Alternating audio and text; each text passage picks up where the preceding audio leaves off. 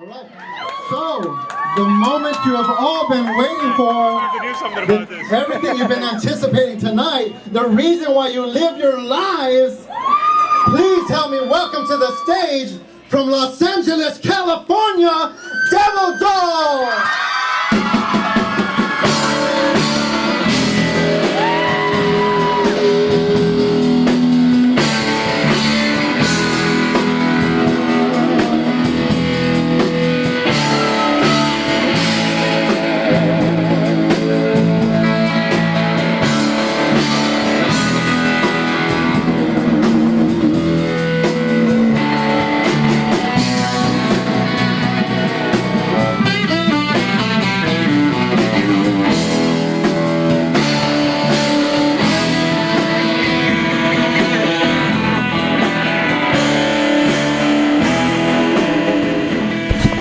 Tell me why you guys love Devil Doll.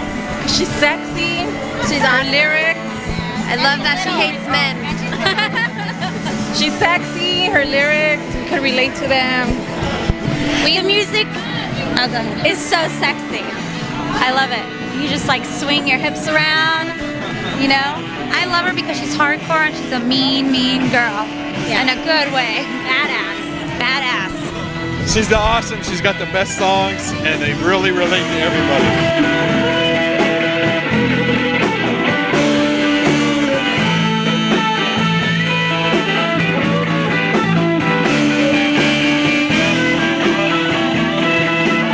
Because she's absolutely amazing. Her lyrics are original, and I just love her to death. I'm a teacher and I'm a writer, so I appreciate her words.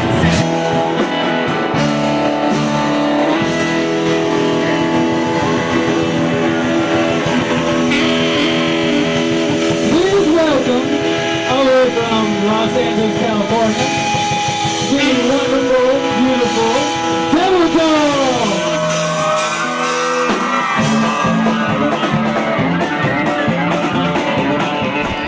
Doll! Ladies and gentlemen, here I am with the internationally renowned, well-known Miss Devil Doll. How are you, babe? Hello.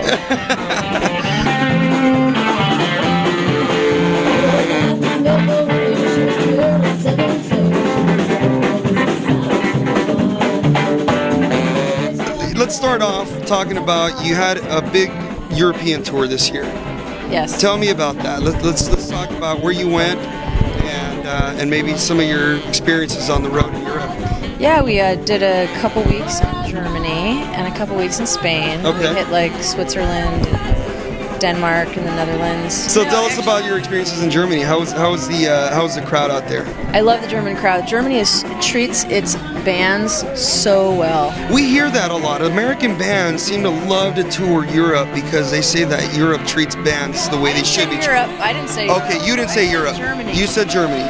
Okay, and what about the way they treat bands in Germany versus the U.S.? Is it that, or what's the contrast? Well, see, what you have when you go over to Europe, you have older cultures where they actually have some kind of respect level for the artisans. Of course. Where here, they're like, oh, you're a musician? You're a scumbag. Get a real job. And it's like, oh, really? Because next time you go through a fucking breakup, you're going to be listening to music. You know? And so we're saving your ass. You know? Even the president wants to be a rock star so they can suck a bag of dicks. But A whole bag. a whole bag. Wow.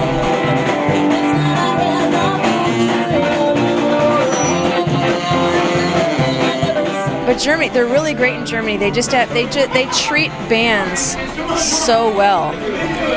They take care of you. They feed you. Good sleeping quarters. They treat you like professionals. You're respected for being a professional, doing your job. Now, one thing we've noticed is your crowd is very female heavy. Is that true all over the world, really? I mean, is it like you seem to kind of have this like female empowerment following? Is that something you were going after, or is that just something that just happened? It's something that just happened. I mean, over in Europe, it's sometimes it's more male. Really? Okay. Yeah, it's kind of like a Southern California thing, you know, and I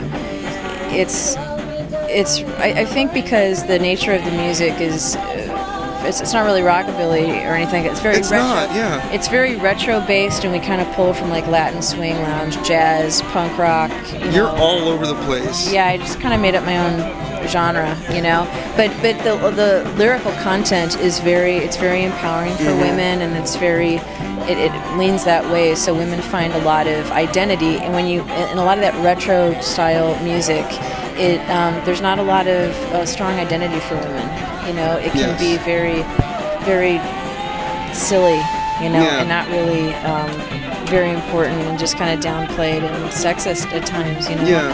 But it's a breath of. I mean, I grew up on like Joan Jett, you know what I mean. So Elvis Presley and Joan Jett. That's what. Yeah, because you're in a predominantly male-driven, you know, music scene. Let's be honest, and you know, for you to make your mark, It's not been easy. I'd like to say that has not been easy.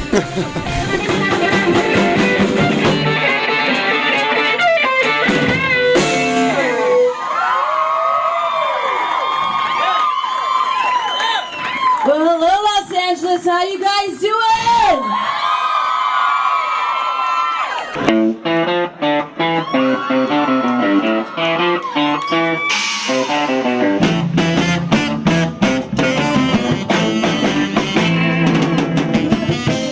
Your music is kind of transcends several genres. It's hard to pigeonhole you to just one genre and say you are a rockabilly or you are a swing band or you are a rock band. Growing up, I think we've had enough conversation that you told me that you've been exposed to so many different kinds of music. Is that where all of this defines the sound of Devil Doll? We were, you know, I grew up on like Joan Jett and rock and roll and all that stuff, and I just kind of mishmashed everything together, and Mae West has always been a huge hero of mine, and so you get like that sassy kind of feminine / feminist, but like playful, and I had like somebody one time was like, you hate men, you know, blah, blah. I go, oh no honey, let's make something clear. I love men. She does. I don't like boys. She loves men. I don't like boys. You know, let's be clear on that. So I try to encourage men and reward them for, you know, being men.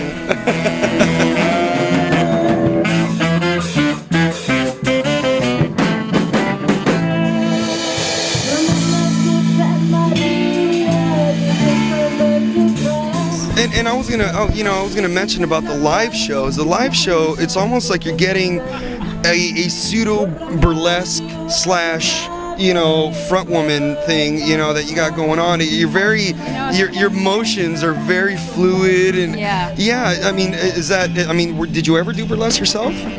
No, but it's just that because of what I grew up on and my influences, you know, like Mae West, and I'm also a trained dancer. Okay. So I'm trained in all kinds of different dance, everything from like ballroom. I did Irish dancing for a long time, ice dancing. I was an ice skater for a long time, and so I just have that fluidity in all my, and just having that identity in that retro kind of femme fatale thing, and it just works really well. Over in Europe, they started coining me as the queen of rock and roll burlesque. That's an interesting title. I was like, I think I'm gonna write that down. Yeah, you're kind of digging that. Yeah, that's a cool thing. Yeah. Yeah. So it's rock and roll burlesque or burlesque rock and roll, something like that.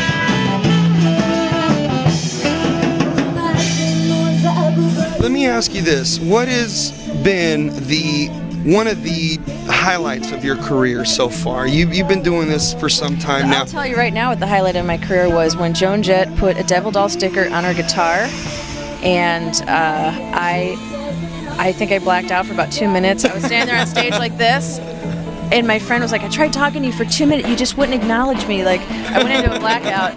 And then we were hanging out after that, and we were in her room, and she had really liked the Devil Doll music, and I was like, oh, that's awesome. And I brought her to the CD. She goes, oh, is this what the artwork is? I dedicated the record to her. She had no idea. Wow. So I go, how did she take that? I go, why don't you go take a look at that? And she was like, oh, okay. She goes, she looks, and she's like reading it, and then she just went. And then she looked at me. I just got goosebumps. I don't know about you. Like, he gave me goosebumps. And then she came over, and then she handed me a Sharpie marker, and she goes, will you sign this for me? No shit. Okay, I Joan Jett asked you for your autograph. I didn't remember her name. That's it. Interview's over. Fuck this. And then I didn't remember her name. I'm like, the hero of my life. Like, she saved my life. She is like my biggest hero in the entire world. She just said, and then I'm like, I don't remember your name. Like, I don't know my name. I don't Like, what is happening? I'm sorry. What?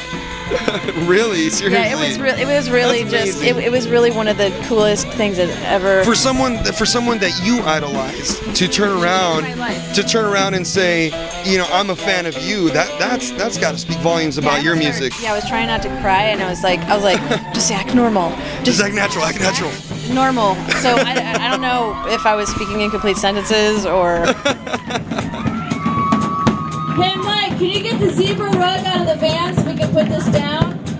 Because my heels are going for the stage. Like quicksand in a Scooby-Doo cartoon.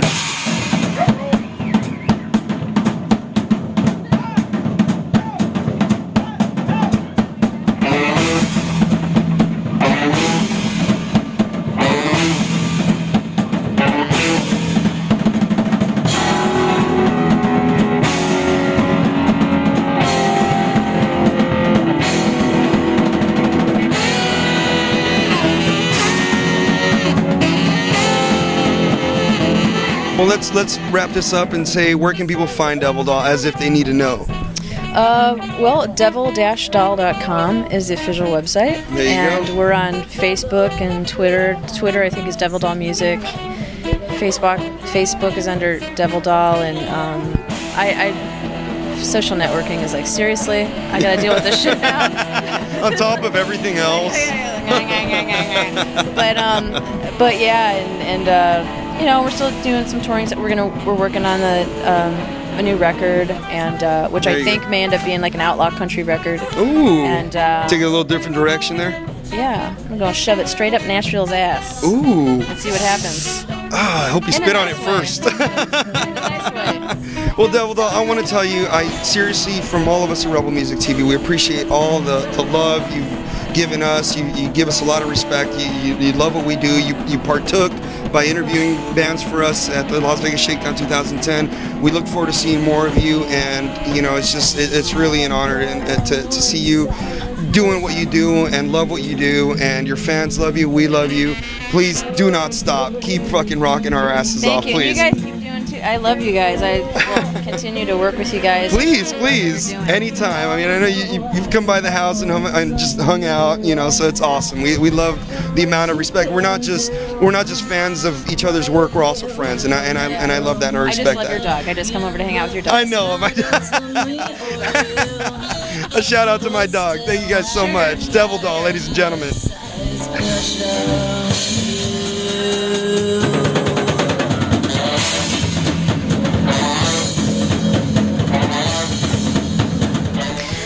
I'm Devil Doll, and whenever I'm about to change my panties, I watch Rebel Music TV. It's the greatest thing on the interweb. I'll see you there. Just like a movie, I can't explain what you did to me. Was it real or just a dream? But you could be true if you know what I mean. It's more to see you again, but I'll never come back. It's more to see you again, but I'll never come back. It's more to see you again.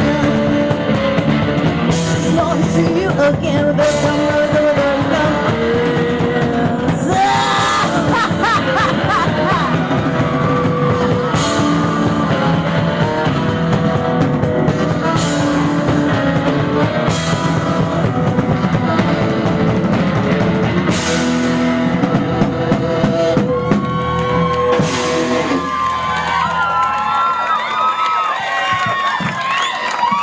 Talk amongst yourselves.